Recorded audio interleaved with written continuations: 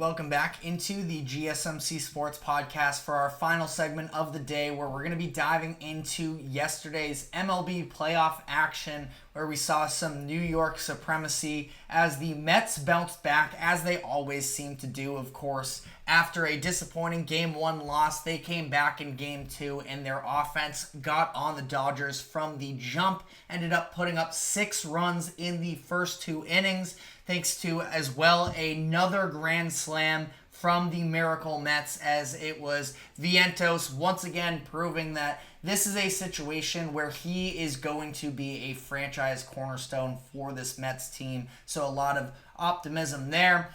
And then the other game, of course, as well, that we're going to be diving into is the Yankees coming out on top against the Guardians. But I do want to start with the Mets in the National League. This was a situation where coming into the game, kind of felt like a lot of people were starting to write off the Mets. I don't know if I would go quite that far for myself as well, but, there were doubts starting to creep in.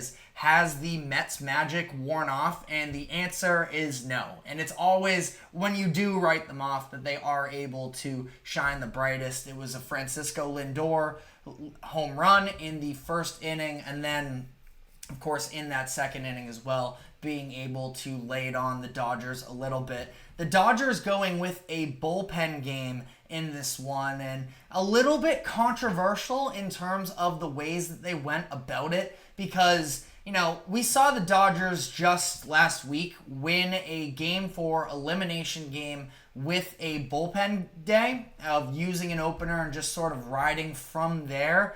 This situation, obviously different because they have a little bit more so the upper hand, winning Game 1 in pretty convincing fashion, but I really didn't love the way that the Dodgers went about, managing this game in terms of the usage of their pitchers, where they end up sending out Landon Knack to pitch that second inning, and traditionally a little bit of a bulk guy for them, but when they had success against the Padres in Game 4, it was just sort of about throwing out your great arms and lining up the matchups correctly in a way that favor you. And in this situation, I thought that they sort of strung Knack out a little bit too long. I understand, the other sides of it as well. This is now a 7-game series as opposed to a 5-game series. You have more time to be able to, take your games when they're there, and I don't know if it was just that they were waving the white flag on this game, but for that situation, to have Knack stay out there for that bases loaded there with a good player in Vientos at the plate to really sort of burst this game open, I just don't love sticking it out there. It kind of just felt like the Dodgers didn't come into this game taking it all that seriously. You look in the 9th inning as well, where they have a situation where they let Pete Alonso steal a base from them. He ends up scoring off of that as well, and that's at the top of the 9th inning. You follow that up in the bottom of the 9th, and Dodgers within reach at that point. You get a couple men on base where it's Bader, and it's where you have Bader and Taylor get on base for you. You have opportunities, and instead this is not Bader and Taylor, excuse me. It was Pages and Ohtani. I don't know what I was thinking there, but have them get on base, and Mookie Betts coming up to the plate.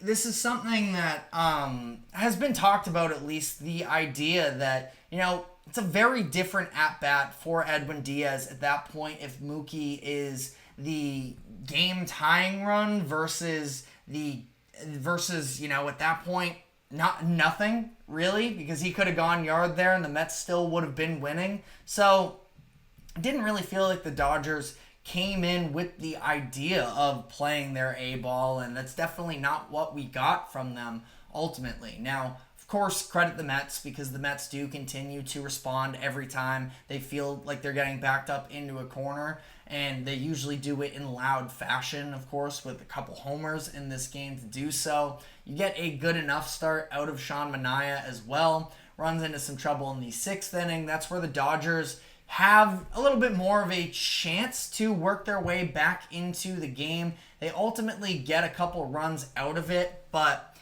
they don't quite, build off of it necessarily. They, like I mentioned, they get a couple runs. Ultimately, Kike grounds into a double play. That's that. But I understand it's a long series and everything. Now 7 games, especially coming off of 3 in the wild card, 5 in the divisional round. But especially with this Mets team in particular, I would just be so hesitant to let them get and build up any type of momentum.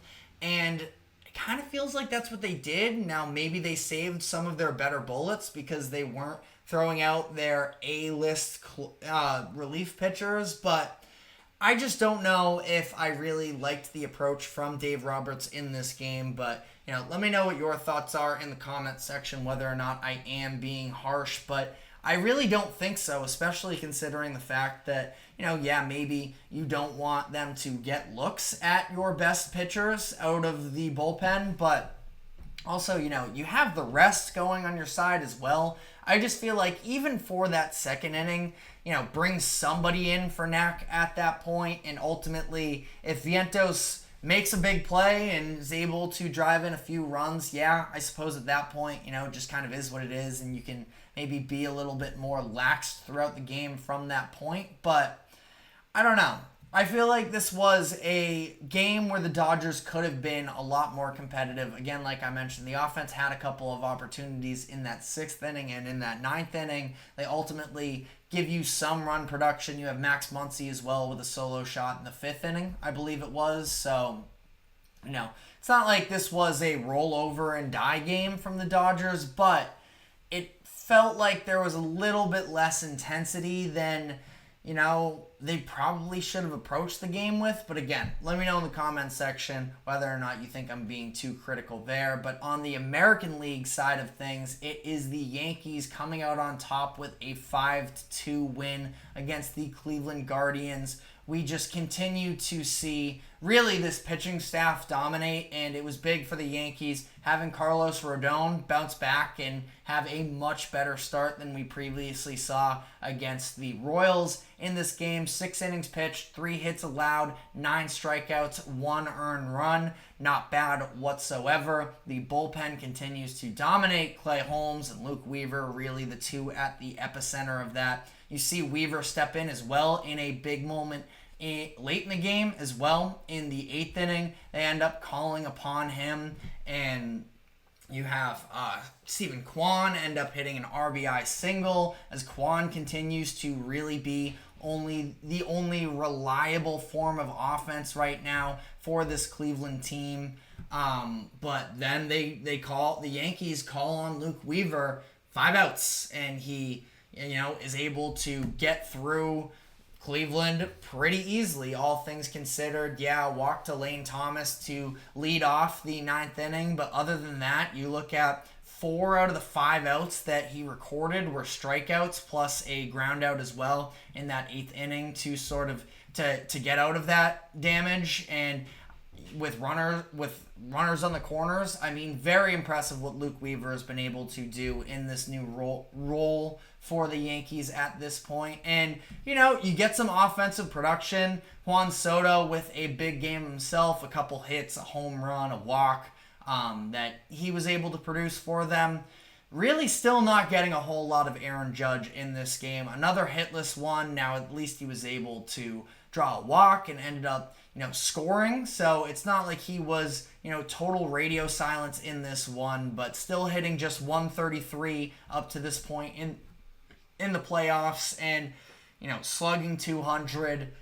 You think that eventually it's going to come around for Judge, and I mean, I do at least. I feel like they probably get to that point, but I mean, as long they're staying alive without him as well, which makes me think that they could be that much more dangerous, but have to eventually see Judge turn that corner. And you look at overall where the Yankees stand right now, and I don't mean to at all disrespect the Guardians or I guess the Royals as well in that, but the Yankees definitely, when it got to the divisional series and understanding that it was the Yankees and 3 AL Central teams. I mean, year of the AL Central, give them their respect, but also realistically, in terms of World Series contenders, I don't think that any of these teams necessarily lived up to that bill. Maybe it's a little bit different if the Guardians at least have their ace in Shane Bieber, but I don't know. I mean, this feels like it is the Yankees at least series to lose, and then from there, I mean, we'll see. The Mets and the Dodgers, definitely both formidable opponents on that end of the bracket as well,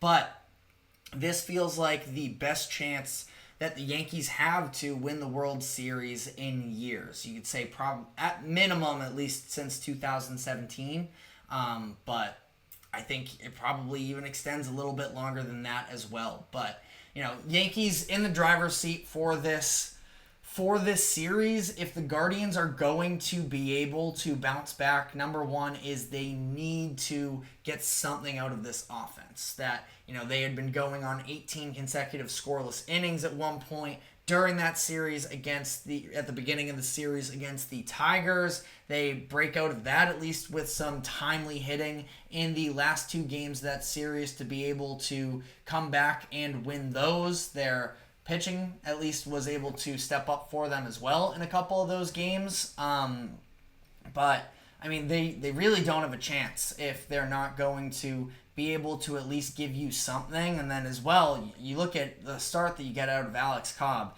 Can't be having, you know, outings like that where Cobb, from the first inning, I mean, allowed a couple singles, was ultimately able to work around that, get out of there with minimal damage. But then you look as well with the wild pitches, driving in some runs for them, the bases loaded. This was a little bit of a nightmare game to some degree from the Guardians, and yet still felt like they had a chance in that 8th inning when they were putting together the rally. So it's an uphill battle for them, but on the bright side, I mean, it is a 7-game series. I feel like from games 4 and 5 of the divisional series that maybe they're building up a little bit of momentum in terms of their offense being able to at least pose a threat. We'll see about that. They do face off against the Yankees tonight, and it's going to be Garrett Cole versus Tanner Bybee. So we'll see whether or not, you know, again, just limiting the self-induced mistakes in terms of defensively and pitching, and then got to get something from the offense at some point. But that is all the time we have for today. Thank you very much for tuning into the GSMC Sports Podcast. Thank you to the GSMC Sports Network for allowing us to host this show. Remember to like, follow, subscribe wherever you may be keeping up with us. Be sure to check us out on social media as well for more exclusive short content. But that is all we have for today. We will see you tomorrow afternoon, same time as always at 2 o'clock p.m. Eastern. Have a great day. Take care.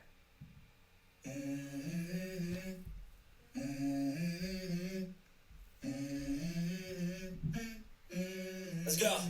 I wake up to a little bit of drool on my pillow, feel like it's gonna be a bad day. Yeah, I'm tired of shit, and the coffee ain't hit yet. Damn, ain't that great.